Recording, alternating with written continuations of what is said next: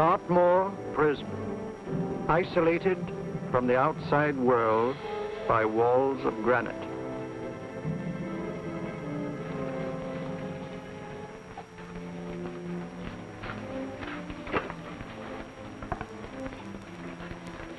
They say you could get out of here by merely telling what you know. You may or may not be another Scotland Yard bloke, but I'll give you the same answer I gave the others. I still have 2 years, 8 months, and 6 days left in which to make musical boxes. That'll be sold at auction for the benefit of this delightful sanctuary. And I intend to serve them.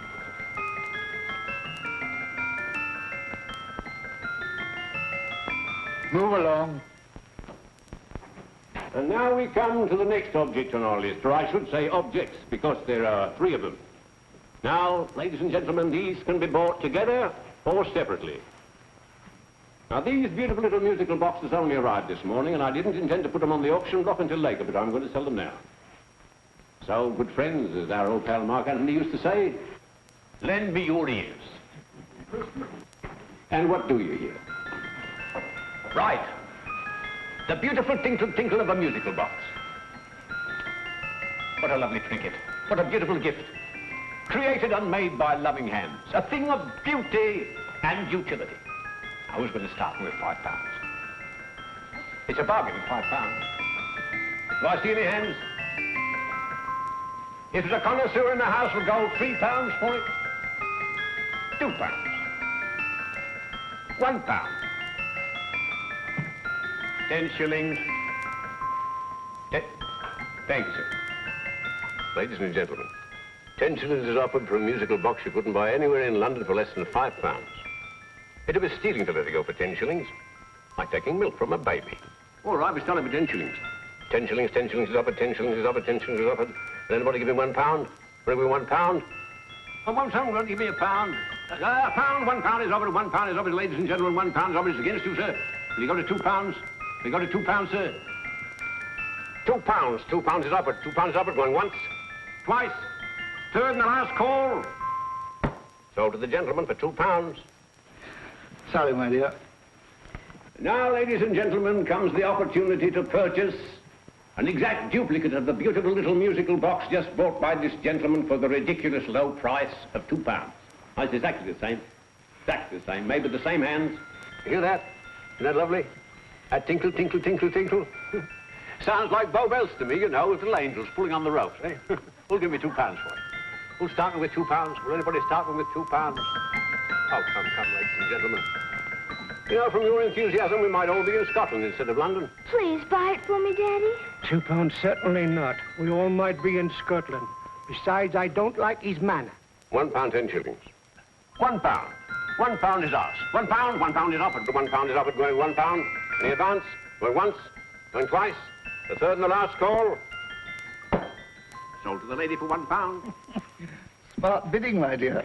Thank you. We come to the third and last of these beautiful little musical boxes. Exactly the same. Tinkle, tinkle. Isn't that lovely? Ladies and gentlemen, I don't bring you here to gull you and swindle you. This is the exact replica of those 2 I just sold before.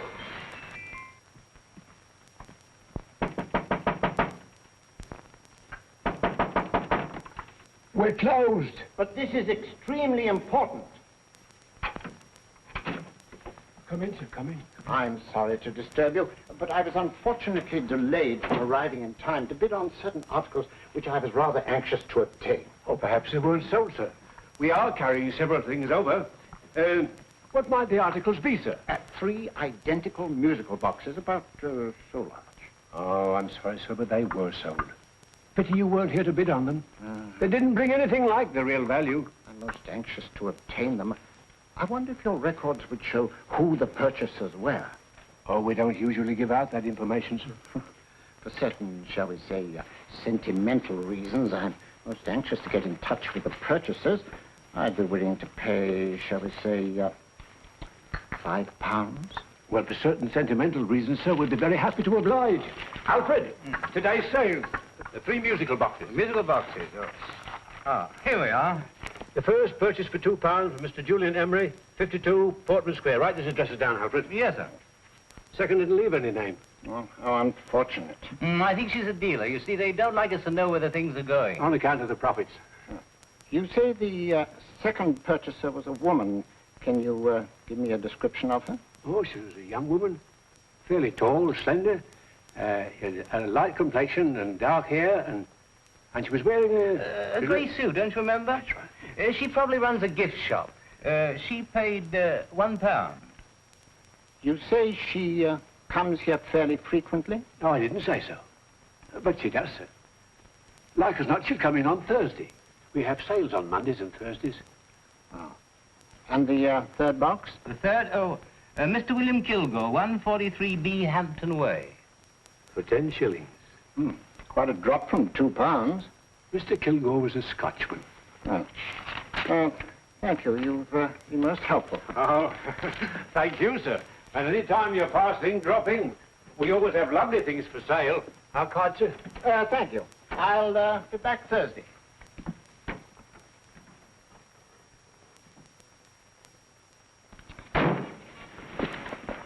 The message reached us too late. Musical boxes are being sold. Well, let's get out of here.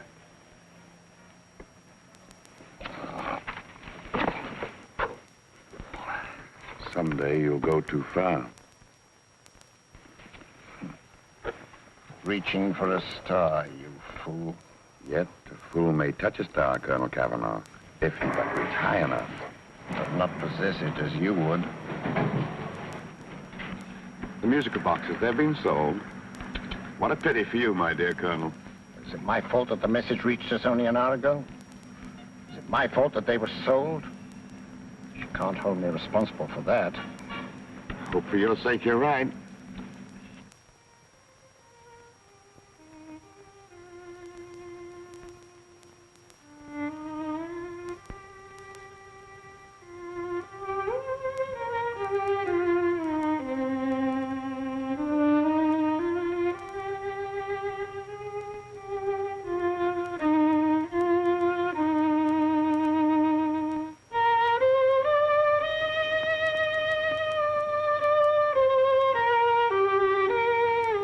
They will call upon you tonight at 7:45. A gentleman who desires to consult you upon a matter of the very deepest moment.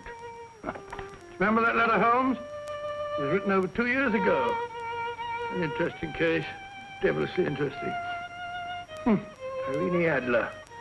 What a striking-looking woman from the brief glance I had of her. Seems only yesterday. What charm. What poise. And what a mind. Sharp enough and brilliant enough to outwit the great Sherlock Holmes himself. I take it the new issue of the Strand magazine is out, containing another of your slightly lurid tales. Indeed. What do you call this one? I call it A Scandal in Bohemia. Not a bad title, eh? If you must record my exploits, I do wish you'd put less emphasis on the melodramatic and more on the intellectual issues involved. What do you mean by that? Well, I do hope you've given the woman a soul. She had one, you know. By the woman, I suppose you mean Irene Adler. Yes. I shall always remember her as the woman.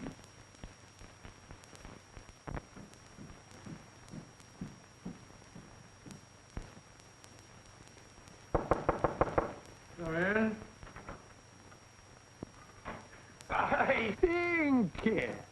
That's the old boy. How are you? How are you, old boy? I haven't seen you for years. I want you to meet my old friend Sherlock Holmes.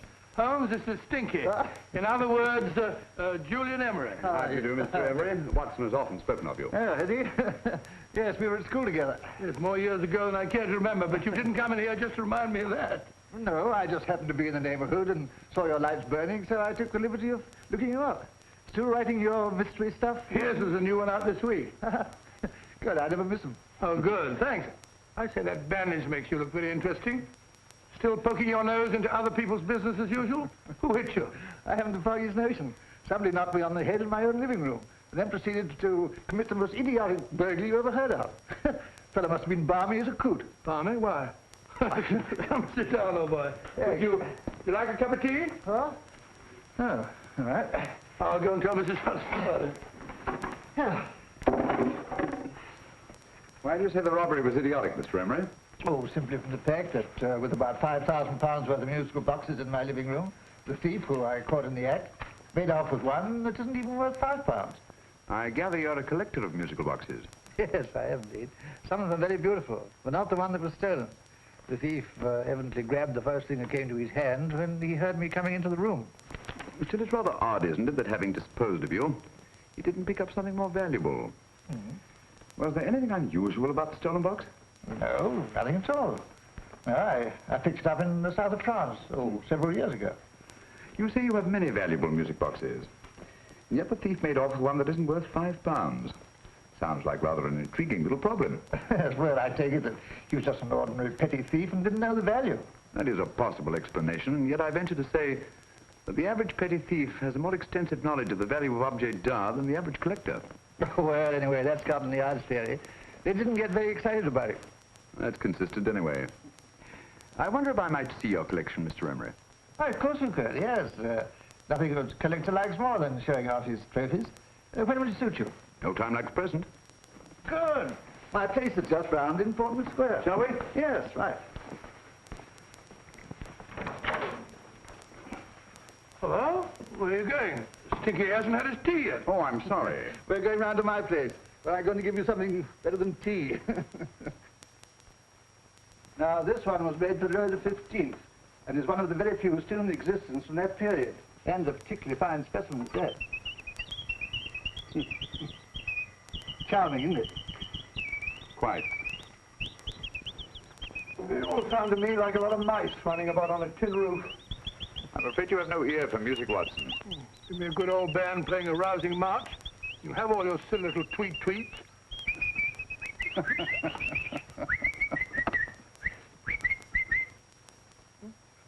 No room. This is me.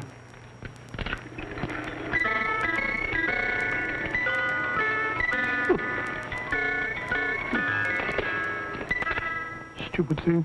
Singing rabbit. What would you say offhand is the value of a box like that, Mr. Emery? Well, it's hard to say offhand, but I think it would bring about £500 or £600 today. It's the gem of my collection.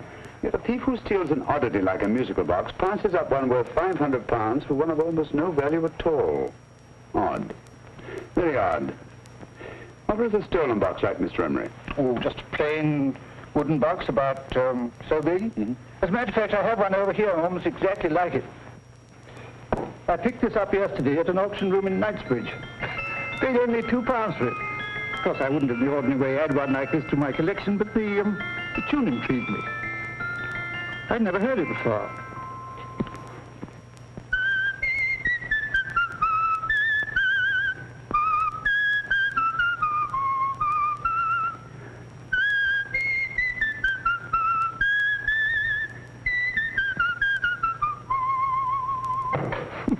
You have a remarkable ear for music, Holmes. Rather an unusual melody. Sit down, Will. Thanks. You say you bought that box at an auction sale yesterday? Yes, the Gaylord auction rooms in Knightsbridge. Mm-hmm. Run by old, what's his name? Crabtree. That's the man. At what time was the robbery committed? Oh, about 3 o'clock this morning. You know, Mr. Emery, that box and the robbery might well be cause and effect, especially since you say that the stolen box outwardly resembles this one a great deal. And Scotland Yard were not particularly interested, eh? Oh, yes, but I wouldn't blame them for that, especially as I told them I was quite unable to describe the thief, except, of course, for the fact that it was definitely a man. All you remember is that you came in here and someone struck you on the head. Yes, and the next thing I knew, my man was trying to revive me. It might be wise for you to put that box away somewhere and lock it up. Oh, I don't think that's necessary. Besides, everything's insured. Well, at least if any further attempts at robbery are made, I'd suggest that you call the police, rather than running into any personal danger. Oh, come, Holmes, aren't you being a bit of an alarmist? Possibly. Well, Mr. Gray, old Stinky. Seems to me you are making rather a mountain out of a molehill. Molehill is the word, old boy, and it's time you were in bed. Thanks so much for letting us see your place. Well, it's been glad meeting you. Holmes, I can't understand why you were so mysterious. Seems to me the petty thief explanation was the only sensible one. Really? I can't see how you can believe it was anything else. I didn't say I believed it to be anything else. The petty thief theory is the obvious one, I grant you. However, it's often a mistake to accept something as true merely because it's obvious. The truth is only arrived at by the painstaking process of eliminating the untrue. We are not able to do that in this case without further data. Rubbish, you're pulling my leg. You're trying to turn a tuppenny halfpenny robbery into an international plot. No, I'm not. I just hope that your friend Stinky is a little more cautious in the future. Just in case.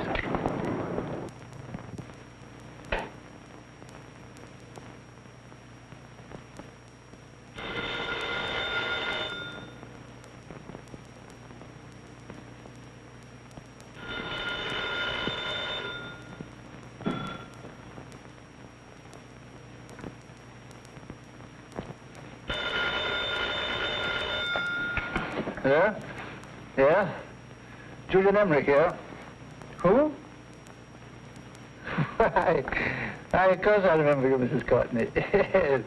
Yes, you're the one bright spot at that appallingly dull affair of Lady Sansa's. Huh? Of course it isn't too late to come around. Yes, I shall be delighted to give you a drink. I tell you what, come straight up and I'll leave the door unlatched. Right, well, 15 minutes? Good. I shall be counting each moment. No, I mean that, really. Right, goodbye.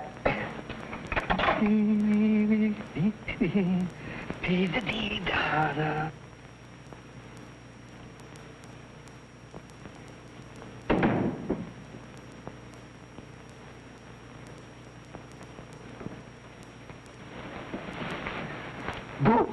Oh, you startled me. Did I? Yes. Must be the pixie in me.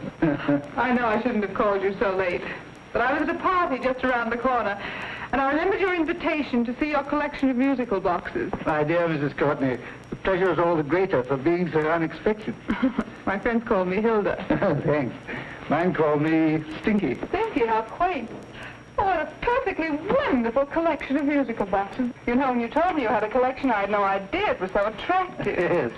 They appeal to the ear as well as to the eye. Oh, what a plain little one. Why, it looks just like a country cousin amid all this grandeur. No. You mustn't underestimate the country cousin. Only last night a burglar broke in here, and with all these to choose from, went off with one very much like it. Really? Yes, I don't mind the loss of the box so much, but I do resent this crack on the skull. But it makes you look so interesting. Oh, do you think so? It's funny, that's what old Fatso said. Fatso? I mean, Dr. Watson. He was here this evening with a friend, Mr. Holmes. He's interested in my collection, too. Sherlock Holmes? Yes. Do you know him? I've heard of him. Yes, he seems to think I'm in some sort of danger. What a haunting tune. It takes me right back to my childhood. Really? Do you know, it's odd that you should be interested in that particular musical box. Odd? Why? Because Mr. Holmes is also interested in it. He may have been more interested in the tune than in the box. I guess, yes, that's right. I remember now. He whistled it note for note, having heard it only once. Really? He must be a remarkable man. Bit of an alarmist, if you ask me. Don't you believe in warnings? Of course not. Who'd want a box like that? I would. You're not serious. Oh, but I am. Well, you put me in a very awkward position. I'm a collector, you know. And the collector buys but never sells. But if the price were high enough... Price has nothing to do with it. It's the principle of the thing. Yes, well, we haven't had our drink. No, thanks. I must be getting along. Must you really? I'm afraid so. You're not walking out on me, are you? My reputation. Stinky.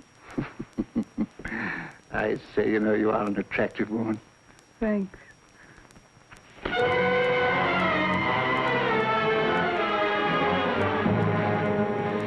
You fool. I told you to wait outside. What did you have to kill him for? All I had to do was walk out with this. He held you in his arms. Don't touch him. Don't touch anything. Now get out. I'm sorry. You're sorry. What about me? This is murder. What about Scotland Yard? What about Sherlock Holmes? Now get out!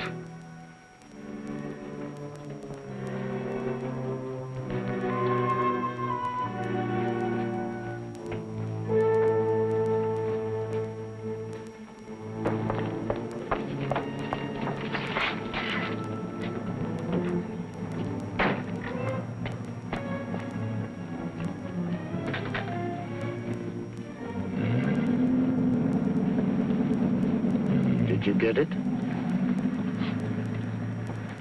Good. Did you have any trouble with him? Just a matter of murder. Mr. Holmes. Hopkins. Thanks for coming so promptly. Inspector Lestrade suggested that I call through to you.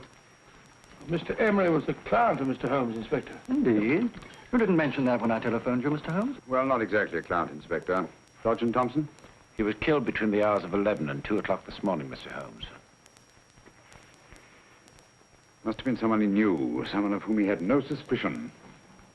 Poor old Stinky. It's all my fault. I should have prevented this. Well, it's no time to start talking about that now, Doctor. Apparently it's gone. That's the second attempt on the musical box that Emery bought at the auction sale. And this time it was successful. But that box was only worth £2. It was worth a man's life, Watson. I think we'd better pay a visit to Gaylord's auction room and that fellow Crabtree. Inspector, may I suggest that you make a complete search of this flat for a small, plain, musical box about that size? Thank you. Come on, Watson. You say the first box went to Mr. Julian Emery. The second to Mr. Kilgore, 143B Hampton Way. And the third to the unidentified young lady who presumably has a shop and lives near Golders Green. That's right, Mr. Holmes. Isn't it rather strange, Mr. Crabtree, that you should have had 3 identical musical boxes all playing the same tune? Where'd they come from? Dartmoor Prison. Dartmoor? Yeah, we get a regular shipment from there every month. The inmates manufacture them. Well, they make all kinds of things, you know, pipe racks, waste paper baskets, musical boxes. Did you happen to notice if anyone showed any particular interest during the auction in the purchasers of these 3 boxes? Oh, come now, Mr. Crabtree. This is very literally a matter of life and death. Well, since you put it that way, Mr. Holmes, there was a gentleman came in here about an hour after closing time, and he was in an awful state, he was. He gave me £5 to tell him where the boxes had gone to. He said they had a sentimental value for him, sir. Expensive sentiment. Can you describe him? He was tall, distinguished looking, and he had grey hair and a moustache. He was quite a gentleman, sir. What was his reaction when you were unable to supply him with the address of the young lady who owned the shop? I told him the young lady usually come back on Thursday. He said he'd come back on Thursday. Now, that's tomorrow. Thank you, Mr. Crabtree. You've been very helpful. Thank you. Come along, Watson. Where are we going now, Holmes? To the home of Mr. Kilgore, the man who bought the 3rd box.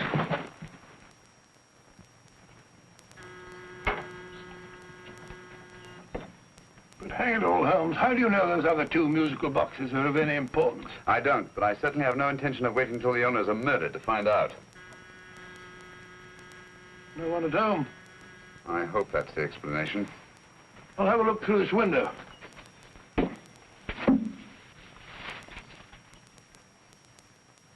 Doesn't seem to be anyone there. The whole place seems deserted as far as I can see. Yes. Mr. and Mrs. Kilgore at home? No. When do you expect them? Oh, in an hour or so. There's no use you're hanging about. They don't buy nothing from peddlers. Peddlers? My good woman, this is Mr. Sherlock Holmes. Sherlock Holmes? Oh, go on. Do you mind if we come in and wait? My business is rather urgent. Well, I've got to go out and do my shopping. And I don't know if Mrs. Kilgore would like any strangers nosing about. Quite all right, I assure you. Well, I've got to be off. It's too light in the parlor. And no smoking either. Mrs. Kilgore says it smells up the house. Funny old girl, Holmes.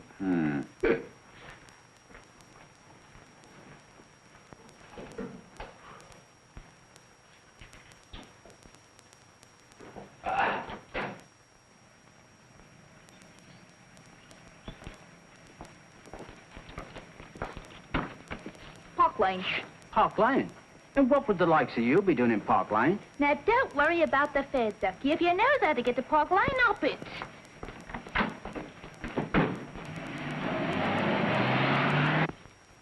You know, Holmes, I've been thinking. There must have been something hidden in that box of old Stinky's. Stolen jewelry, possibly. What's up, Holmes? Listen. What's just the steam in the water pipes?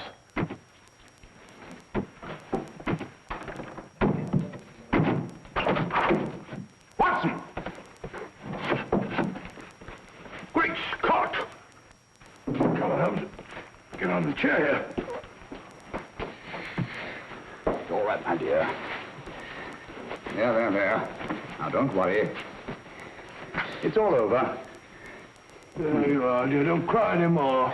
She tied me up and shut me in the cupboard. I know. She won't come back. Did you show her your new musical box?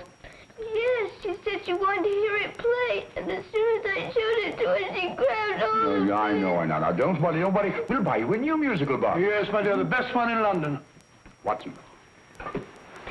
Oh, what a fool I've been. What do you mean, Holmes? She took the musical box out of this house and that market basket, right under our very noses. Why could the Kilgore charwoman want to take the music box? She isn't a Kilgore charwoman. She's a consummate actress. An extremely clever, unscrupulous woman who will stop at nothing. Take care of the child, will you, Wolfella, till our parents get back.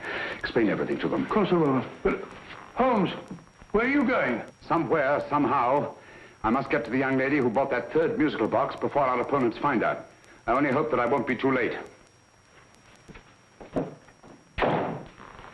Oh, no. No, darling, you mustn't cry anymore. Now, cheer up. Would you like to hear old Uncle make a noise like a duck?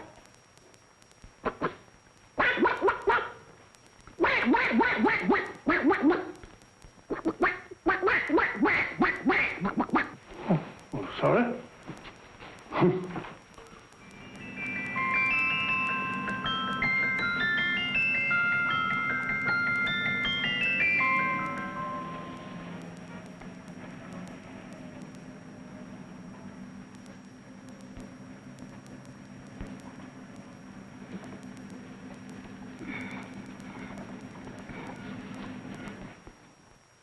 Now, ladies and gentlemen, how much am I offered for this beautiful lace Dresden china figurine?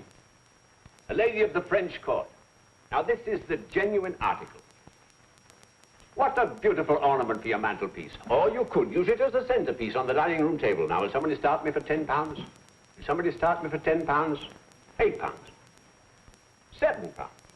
All right, £5 is offered, £5 is offered, £5 is offered, £5.10, £5.15, £5.15. £6 is offered, £6, going once, going twice, the third and the last call. Have you all done? Sold to the lady from Twickenham for £6. Next, we have a real museum piece, ladies and gentlemen. A fine 19th century doll. A costume and exact replica of the holiday clothes worn by the Hungarian peasant women. Now, ladies and gentlemen, an article like this would cost you from £15 to £20 in a West End shop. I'm not going to ask you for anything like that. Who'll give me £2 for it? £2. Anybody offer me £2? £2 for the Hungarian? £2? £1. What? Does anybody give me £1? Anybody offer me £1 for the doll? £1 is offered, ladies and gentlemen. £1 is offered. Now, I'm not going to waste your valuable time or mine in trying to get one half of what this beautiful doll is worth. If the young lady can steal it for £1, that's her good fortune. So it's going once, it's going twice, the third and last call. Any more? Sold to the young lady for £1. And now, ladies and gentlemen, may I draw your attention to something which may be a great surprise to you, worthy of any collection. The only other one like it is in the British Museum. It's a Ming vase of the 7th dynasty. This vase lay in a large collection somewhere outside Rome for over 2 centuries, I understand. It was discovered there by the noted antiquarian, Sir Andrew Coppleston. Now, some of you may remember Sir Andrew Coppleston. Besides being a noted traveller and antiquarian, he's also a gentleman rider.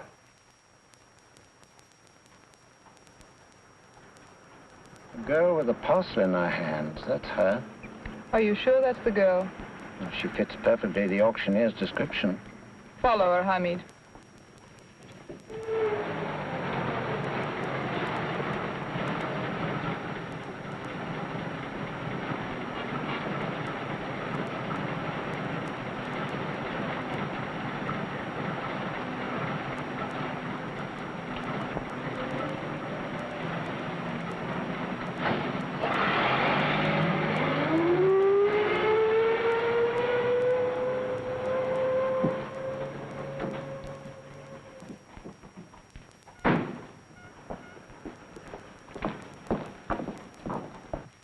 Lovely, dear. And only £1. We can get at least 3 for it. Easily. I'll go make some tea. I could do with a cup. Right.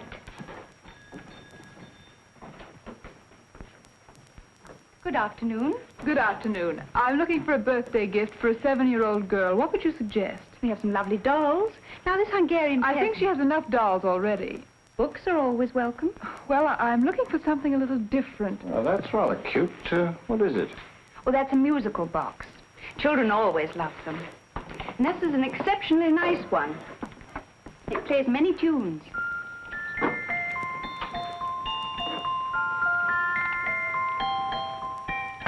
Have you any others? Yes. If you'll just step this way. I have only 2 left.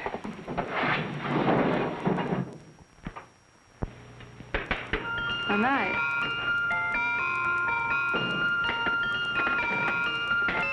Are you sure this is all you have? I'm sorry. They're rather hard to find, you know. That's our entire allotment. I did have one other, but I sold it earlier this afternoon. But it was only a plain wooden one. It wouldn't have been a very nice gift for a child. Really? Do you happen to know who the purchaser was? Why, yes. He left his card, just in case anyone should inquire for him.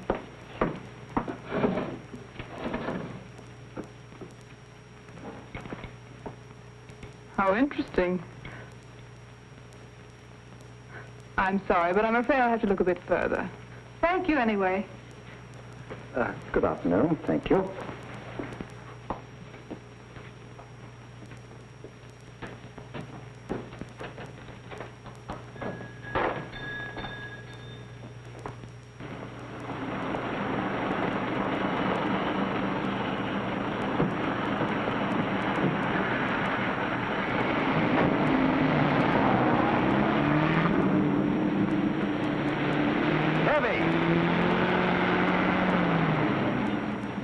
Follow that cab. Here, now, what? Scotland Yard. Hop in.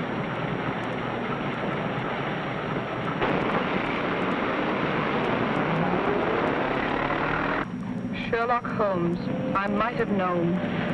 We thought we were the hunters, instead of which we're the hunted. We've been fools. We played right into his hands. Of course. He's had us followed. Don't look. The man in front of the toy shop. Hamid. Turn sharp right at the next corner and again at the next.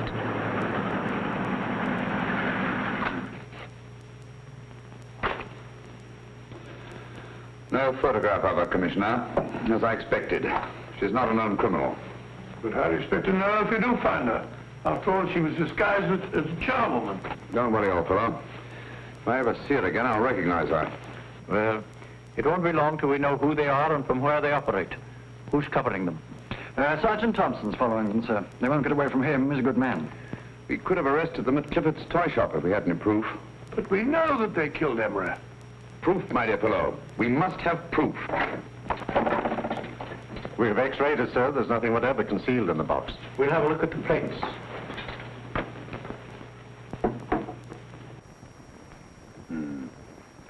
There must be some clue. And it's probably so obvious that we've all overlooked it. Seems to me we're up against a bunch of lunatics. Not lunatics, my dear fellow. Extremely astute, cold-blooded murderers. What can these little musical boxes have in them that's so important?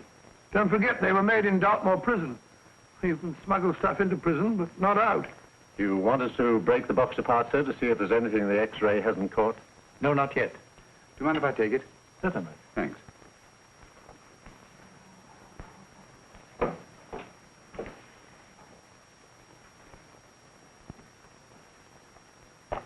The governor of Dartmoor Prison informed us, sir, in answer to Mr. Holmes' question, that all 3 musical boxes were made by the same convict, John Davidson, serving a 7-year term, sir. Davidson? The Bank of England plate. That'll be all. Yes, sir.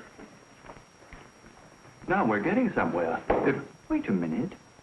How did you know about the plates, Mr. Holmes? I'm a student of crime, Inspector. I make it my business to know about such things. And when the name of Davidson was mentioned... Well, who is this fellow Davidson? As long as Mr. Holmes seems to know all about it already, I suppose there's no harm in telling you. 2 years ago in London, there occurred a robbery of such tremendous importance, although the stolen articles themselves have no intrinsic value whatsoever, that the Home Secretary was instrumental in seeing that not a word of it appeared in any newspaper. But you never told me anything about this, Holmes. You were away at the time. Articles of no intrinsic value and yet of such importance? I don't understand. Davidson was apprehended within 15 minutes of committing the theft. But by that time, He'd hidden the articles in question, and they've yet to be found. Before going further, Dr. Watson, I must inform you that this matter's not to be mentioned outside of this room. Of course not. Do I look like a man who'd gossip? Let's not go into that now, old fellow, shall we? Davidson had been employed for years in a position of extreme trust by the engravings department of the Bank of England. The articles he stole were nothing less than a complete duplicate set of plates for printing £5 notes. What? The Bank of England's own plates? Precisely. And with those plates, a gang of crooks could flood England with £5 notes, not forged in the usual sense of the word, but notes undetectable from genuine Bank of England notes in any way whatsoever. Good heavens. Any whisper at all might have resulted in enormous damage in shaking public confidence in the Treasury. We tried everything after we arrested Davidson. Offered him a shorter sentence if he'd tell us where he'd hidden the plates. Why, we even put in Scotland Yard men with him as cellmates, but no result. Obviously, Davidson is a man of strong character and infinite patience. Yet suddenly he feels impelled to smuggle out the secret of the hiding place of the plates to his confederates. Why? I don't understand, Mr. Holmes. Well, for example, has the Bank of England made any plans to radically change the design of the £5 note so that in, say, 7 years from now, notes made from the stolen plates would be worthless? Confidentially, Mr. Holmes, such a move was discussed. But replacing all the £5 notes in circulation would be such a Herculean task that nothing's been done about it as yet. I see. Of course, there is another possible explanation. Davidson didn't have much time to find a hiding place before he was captured. He may be afraid that the plates will be accidentally discovered before he's released. Hence his anxiety to communicate their whereabouts to his confederates as soon as possible. I believe you've hit it, Mr. Holmes. I'm sure that the message is contained in this musical box. Or rather, in all 3 musical boxes, since possession of all 3 seems to be essential. Our opponents have 2/3 of the puzzle, we have 1/3. Well, what are you going to do, Holmes? Try to deduce the message from the 1/3 that we have.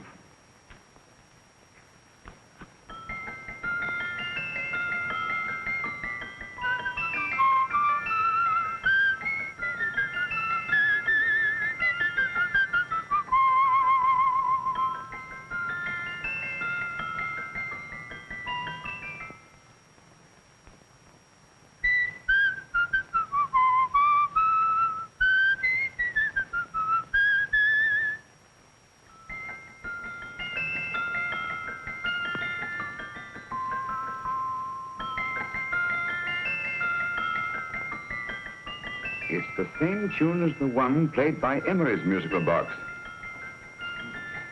And yet it's different. Sounds the same to me. The tune. Somehow the tune is the key to the mystery. It must be the tune. Otherwise, why use 3 musical boxes to convey the message? Why not collar boxes or shoe boxes? Yes? Oh. It's for you, Inspector. Oh, thank you, sir. Inspector Hopkins speaking. What? Where? Golders Green Station reports they've just found Sergeant Thompson's body. From the tire marks on his clothes, he was apparently run over by a taxi. What an unfortunate accident. Not an accident, my dear fellow. I'm afraid it's murder. You never know just who you're going to meet when you're walking down a busy London street. Mrs. Orchid, Mrs. Brown, any subject of the crowd. Oh, you never know just who you're going to meet. So you better hold your topper in your hand, just in case you meet a lady on the Strand. Girls will think you're kind of sweet, and your day will be complete. Oh, you never know just who you're going to meet. Now a gentleman is judged by his appearance. Yes, a gentleman is judged by how he talks. Now he's much better off when he's acting like a top, especially if he's taking him a walk. What on earth is this outlandish place? A rendezvous for actors. Actors? Buskers, old boy. You've seen them 1,000 times. Actors who entertain the queues, waiting outside theaters. You're gonna meet when you're walking down a busy London street. So you better wear your best, go aside to look your best, 'cause you never know till you're gonna meet. Oh, you better keep your manners right in view. Just in case the lie you give the house you do. Keep your trousers in a pleat, shine your shoes and keep them neat, 'cause you never know just who you're gonna be. Blimey. Mr. Holmes. How are you, Joe? Never better. And yourself? Fine, thank you. I want you to meet a friend of mine, Dr. Watson, Joe's sister. Oh, well, any friend of Mr. Holmes is a friend of mine. Hi, Joe. He did me a good turn once that I'll never forget. Yes, I cleared Joe of a most unpleasant charge. Murder, no less. Really? By proving to the satisfaction of the police that he was busy at the time blowing open someone's safe. That's right, Governor. Good gracious me. Joe, now you can help me. Come on, buzz off, buzz off. Come on, off it, off it. Can't a gentleman have some peace and quiet around here? And you too. There you are, Mr. Holmes. Now we can have some peace and quiet around here. Thank you, Joe. There's £5 in this for you. Well, I wouldn't want to take it on myself, sir, but I can get somebody to do it for you for half of that. You don't know what the job is yet. For £5? Murder, ain't it? What? No, Joe, not murder, just music. I want you to identify a song for me. Oh, there ain't a song that's been written that I don't know. That's why I came to you. Of course, the violin is more my instrument, but, oh, well, here we go. Now listen to this, Joe.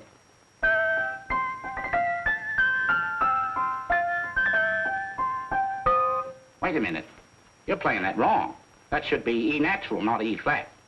You know the song? Oh, yes. It's an old Australian song called, The Swag Man. But you're playing it all wrong. That's what I hoped you'd say. Now listen again, Joe.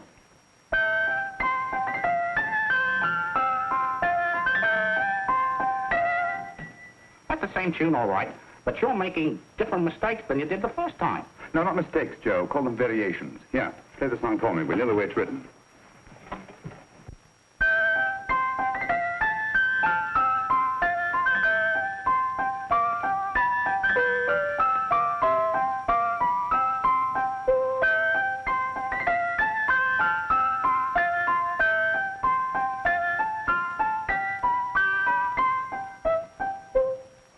There you are. Thank you, Joe. What's it mean, Holmes? You onto something? Perhaps. I don't know yet. It's probably a code of some sort. Joe?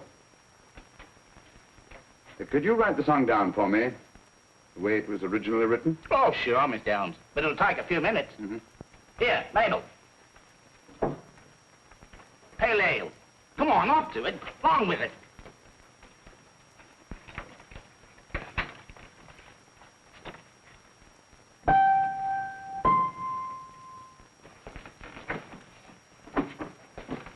Well, obviously it isn't the lyrics. No combination of those words made any sense at all. The variations in the way Emery's musical box played the tune are different from the variations in the one we have. You sure? Quite.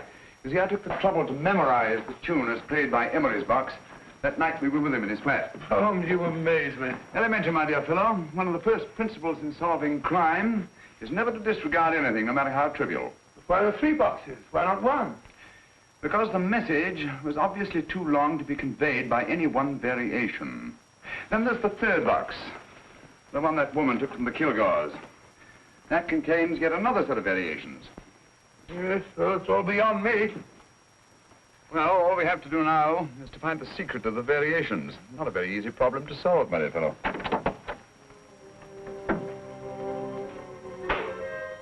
Hello. What's up? We've had company.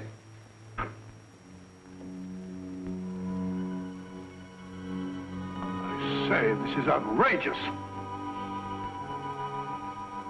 Ask Mrs. Hudson to come in here, will you? Right.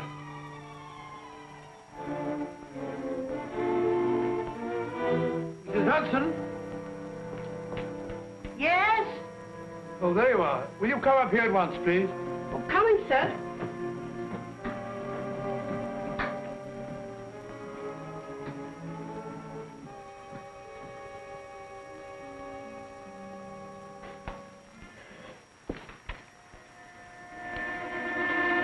Mercy me, Mr. Holmes. What has happened? Who called while we were out, Mrs. Hudson? Just a young lady. The one who said you wanted her to wait for you. And a nice-looking old gentleman with Our her. friends again, Watson. Friends? What did the young lady look like? Oh, I couldn't see her face. She had a heavy black veil on. But she had such a nice way with her. Oh, I'm sorry, Mr. Holmes, if I've done anything wrong. But you did say I should always let clients come in and wait for you. Don't worry, Mrs. Hudson, don't worry. You had no way of knowing. It's quite all right, quite all right. Now, don't worry, Mrs. Hudson. Don't worry. Where on earth's the musical box? They didn't get it. Didn't get it? Where is it? It's in your hand. Huh? In that biscuit jar. Pick the biscuits off the top. Now put your hand inside, and you'll find the music box. Well done, Holmes. Well done. Amazing.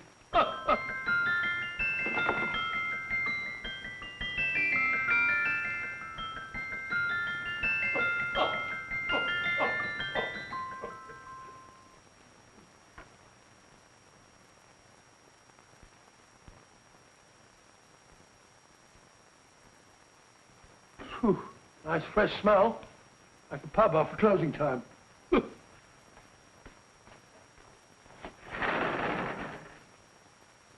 I say, Holmes. What? It's morning. Allow me to congratulate you on a brilliant bit of deduction.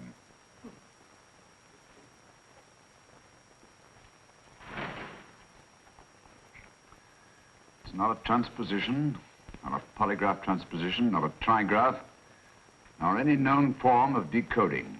How about the Morse code? Have you tried that? Yes, at about 3 o'clock this morning. I'm sorry, old man. I was only trying to help.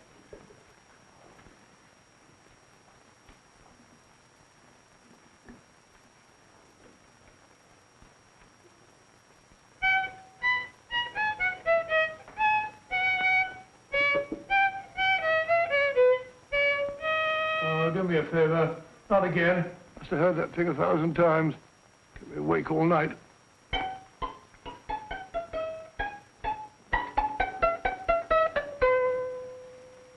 Not a very distinguished composition, I grant you.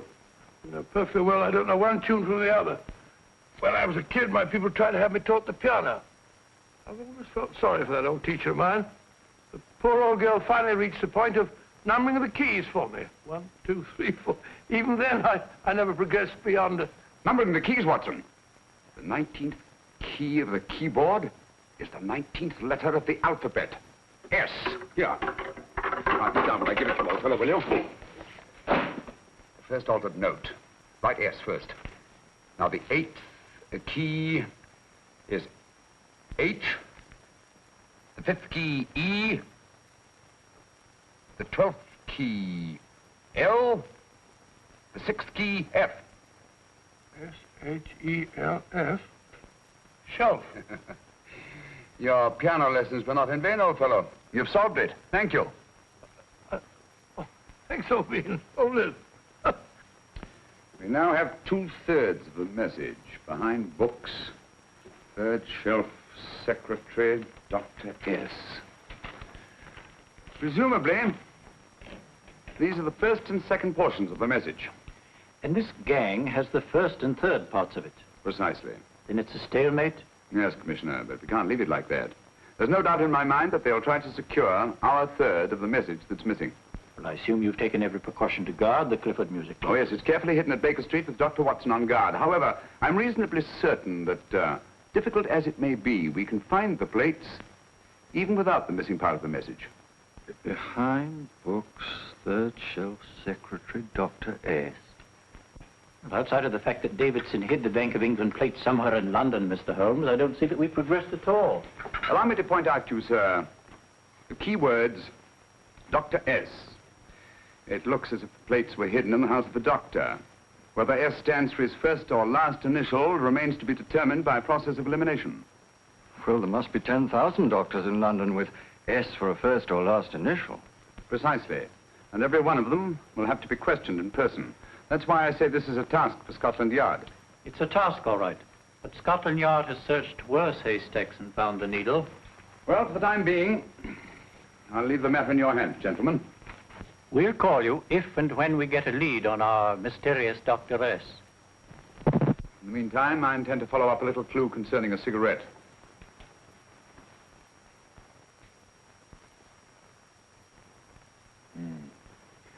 You're certain of the identification of the tobacco? Absolutely. I have made up this special blend for only 3 customers. It is almost pure Egyptian, with admixture of latakia for added body, and a pinch of perique. Merely a whisper, as one might say, for elusive fragrance. Yes, yes. And the 3 customers? Major Wilson in Bombay, India. Mrs. Catherine Leamington Smith in Ireland. Yes, and the 3rd?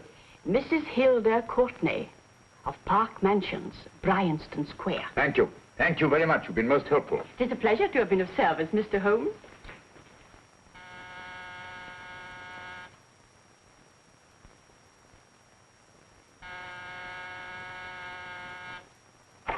Yes? Mrs. Courtney? Yes. My name is Sherlock Holmes. Oh, do come in. Thank you. I've heard of you, of course, Mr. Holmes. I believe we have a mutual friend in Sir Edward Brookdale. He's spoken to me of you quite often. Indeed. And to what good fortune am I indebted for this visit? I think you know Mrs. Courtney. Well, I did get a summons for speeding last week. But outside of that, I don't think I'm of any interest to the police. Oh, come now, Mrs. Courtney. You seem to forget that you and I have met before. I'm sorry. I'm sure I would have remembered meeting the great Sherlock Holmes. Please sit down. Thank you. You say we met before. Yes. At the home of Mr. and Mrs. Kilgore, 143B Hampton Road. Kilgore? I don't think I know anyone of that name. Well, I didn't say you knew them. As a matter of fact, you called on them when they were out. I don't understand, Mr. Holmes. Really? And you were dressed rather differently. Indeed. Cigarette? Thank you.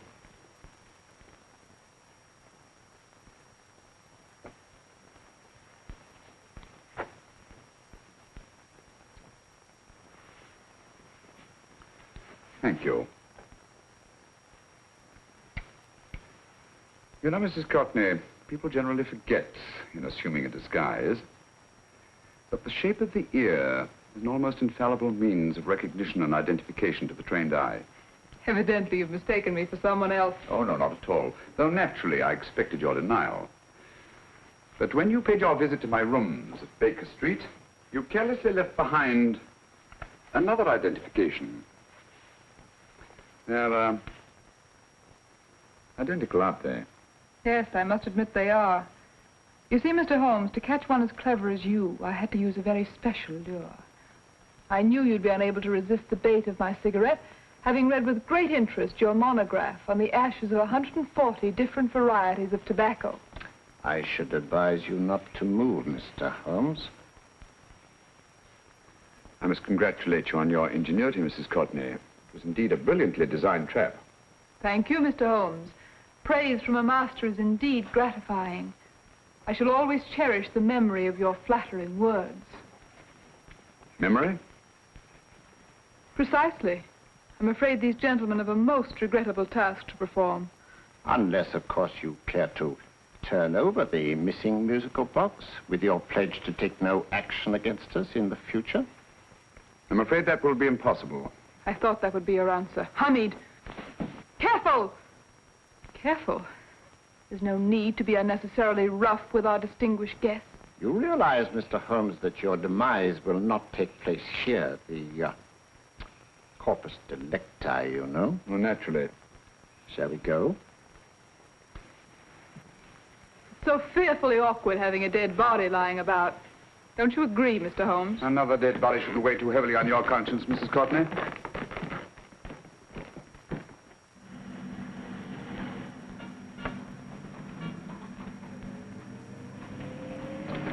You mind if I have a cigarette? Don't see why not.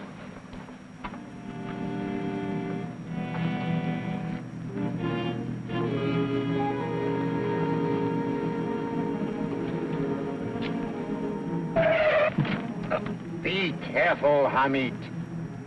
It's the brakes, they bind. Thank you, Colonel Kavanagh. It's very considerate of you.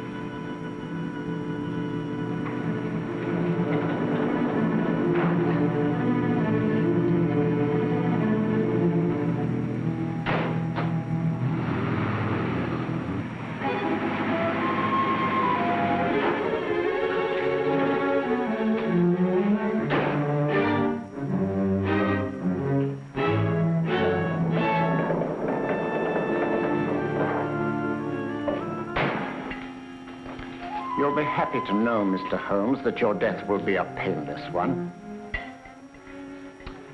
Hamid, attach this to the motor of the taxi.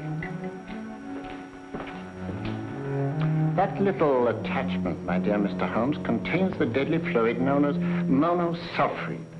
The Germans use it with gratifying results in removing their undesirables.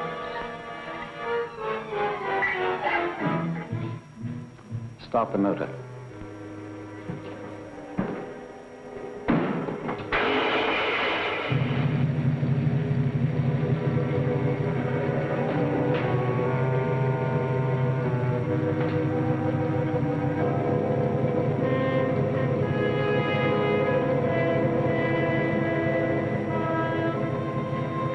Tape his mouth.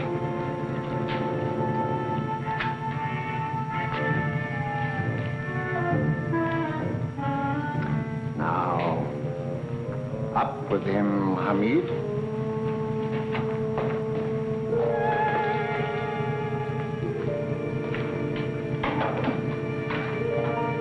You find yourself like Muhammad's coffin, Mr. Holmes, suspended between heaven and earth. Plenty of fuel in the tank? Good. It would be too bad to have anything go wrong through so simple an oversight.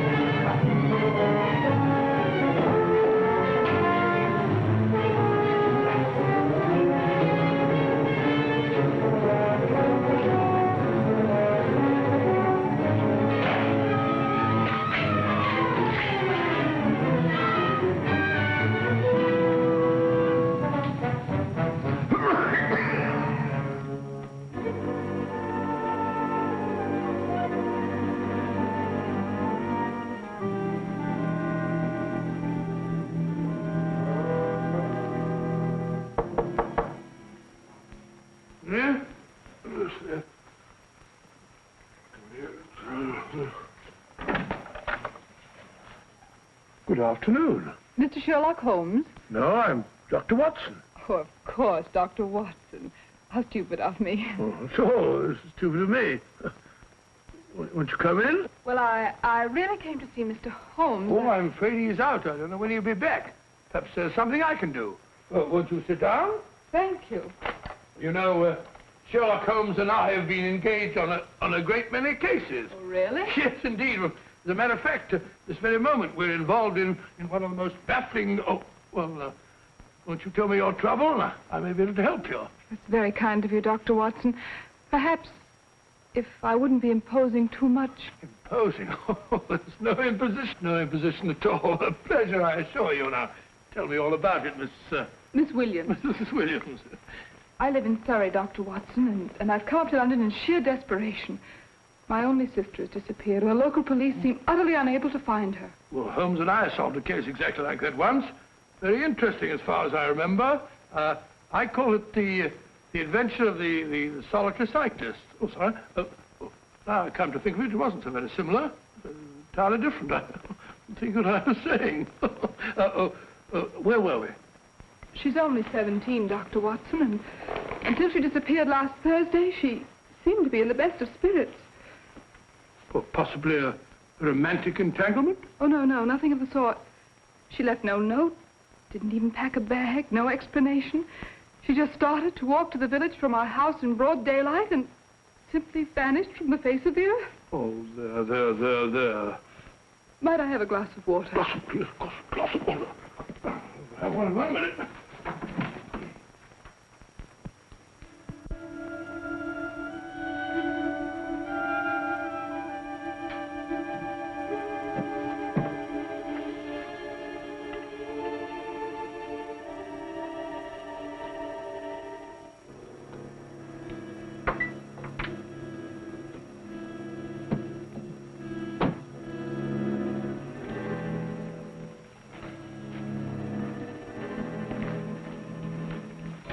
There you are, my dear. Thank you, Dr. Watson.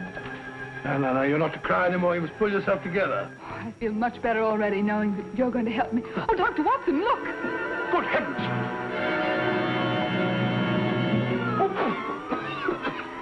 Get through the fire brigade, quickly!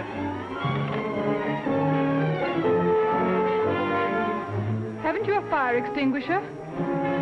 By Jove, we have in the kitchen.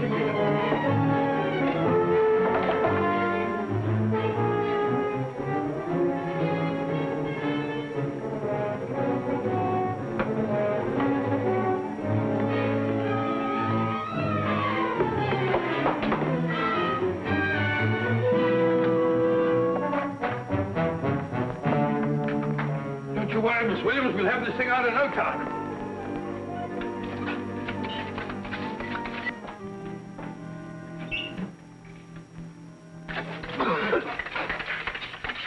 That's got it. It's bare. Well, you see, there was no need for the fire brigade after all. I hope you weren't too frightened, Miss Williams. Gone. That's the trouble with them. They always lose their heads in an emergency. Well...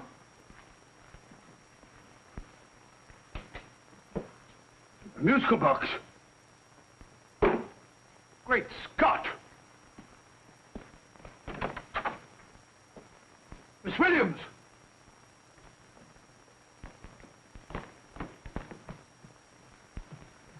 Well? Good. And Holmes? By now, Mr. Holmes has no doubt exchanged his violin for a harp. Always assuming that heaven is his destination. And now that we have the missing musical box.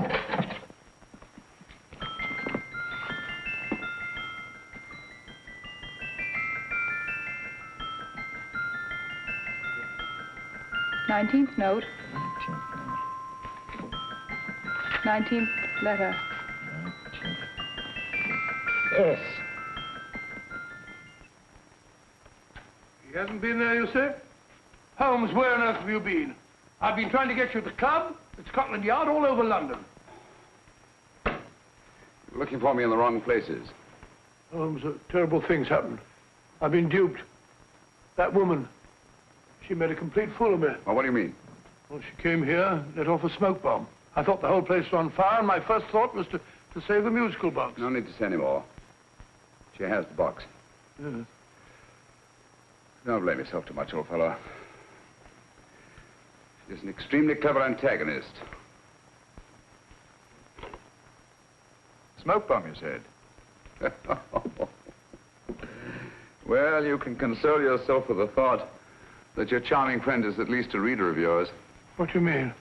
If I remember correctly, you wrote about my little experiment with smoke and the cry of fire in a story you entitled A Scandal in Bohemia, which has just appeared in the Strand magazine. All right, old boy. Don't rub it in. Well, it may cheer you up to know that you made a fool of me, too. That cigarette stub was planted here for one express purpose.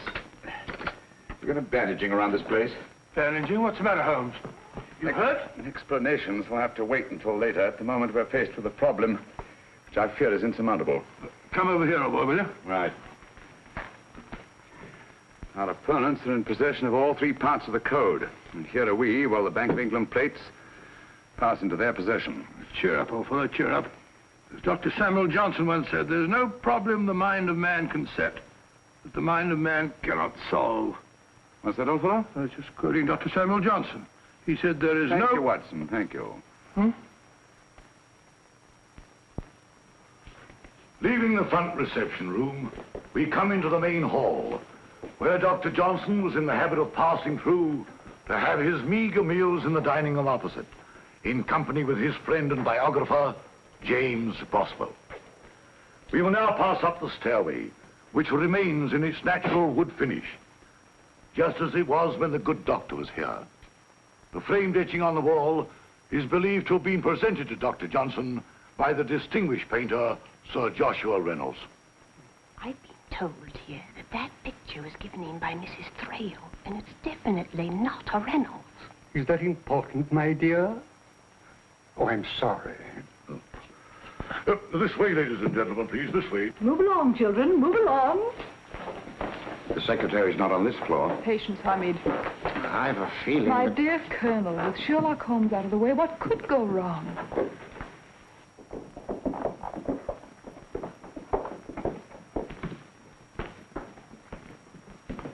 And here we have the Garrett Library, in which Dr. Johnson wrote his famous dictionary, and in which you will see also many of the great man's books and other items of interest.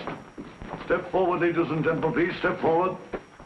Standing in the corner is the secretary, which contains many of the original works by the literary genius. On this table, Dr. Johnson's cat, Hodge, used to sleep while his master worked. A strange thing about this cat, ladies and gentlemen, was its love of oysters. They do say that the dear doctor often went hungry to find the cat that delicacy. What a pity. Now we will visit the grey room, which is immediately below us, in which you will see the very bed in which Dr. Johnson died. What did he die of? Gout. Just gout. This way, ladies and gentlemen. Mind the steps, please.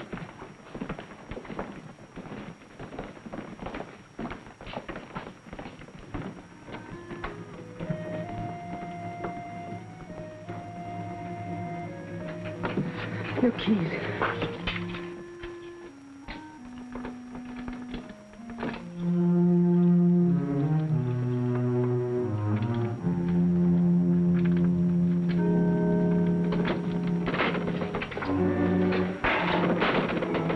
Third shelf up.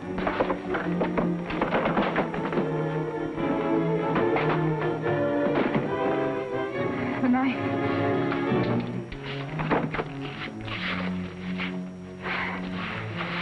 Gentlemen, the Bank of England plates. Well, Mrs. Courtney, so we meet again. No, I shouldn't do that if I were you, Colonel Cavanaugh. I must congratulate you, Mr. Holmes. You're far more clever than I thought. Thank you, Mrs. Courtney. Praise from you is indeed gratifying. I shall always cherish the memory of your flattering words. Memory? Oh, thank you. And now I have a most regrettable task to perform.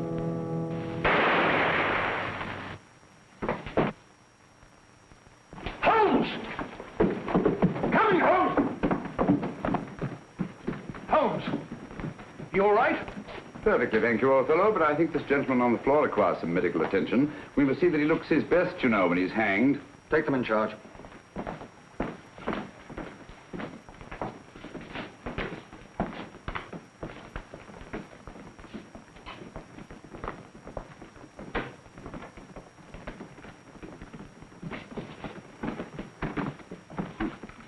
A brilliant antagonist.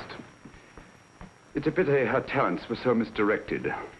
Will you see that these plates are returned to the Bank of England, Inspector? I still don't understand how you solved it, Mr. Holmes. It's entirely due to Dr. Watson. He gave me the clue when he mentioned Dr. Samuel Johnson. Well, congratulations, Doctor. Oh, thank you, Inspector. I don't think I'd have done it entirely without Mr. Holmes's help, you know.